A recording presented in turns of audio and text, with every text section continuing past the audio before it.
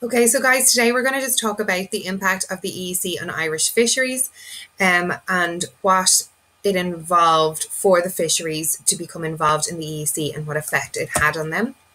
So let's just take a quick review of our key words. Okay, we'll start at the top with EEC, the European Economic Community.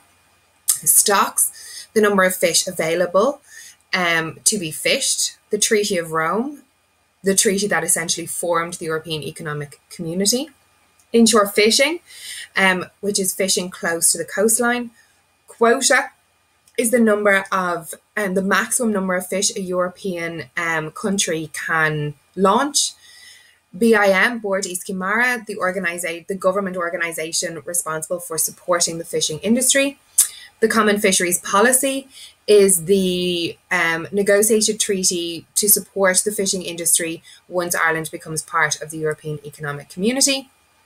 The Irish Fishermen's Organisation was the union or the organisation that supported fishermen and their concerns.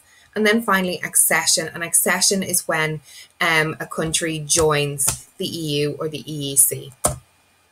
So let's have a quick look back at what the fishing industry was like prior to joining the EEC. Let's throw our minds back to those dreary 1950s. While there were extensive stocks, there was an underdeveloped industry. So obviously Ireland as an island has extensive fish stocks, lots of fish available, ideal fishing conditions, but it has an underdeveloped industry. There's been a lack of investment. So it has the smallest fleet in the EEC. And in 1973, the Irish catch is worth less than 2% of the total catch in 1973. So it contributes very little to the overall catch of the European Economic Community. Board Iscimara is established in 1952 under the Sea Fisheries Act to promote sea fishing. But the economic climate at the time, the 1950s, we know this, it is not conducive to any sort of development. It's politically unstable. There's been lots of changes in government. The first inter-party government, Fianna Fáil, second inter-party government, Fianna Fáil. So it's been a politically unstable time. It's been a time of high immigration, high unemployment, lack of investment. So there's been no economic development. So it's not the time to invest in such a small industry. However, in the 1960s, development begins. Board Iscimara reorganizes. More jobs are formed in the industry.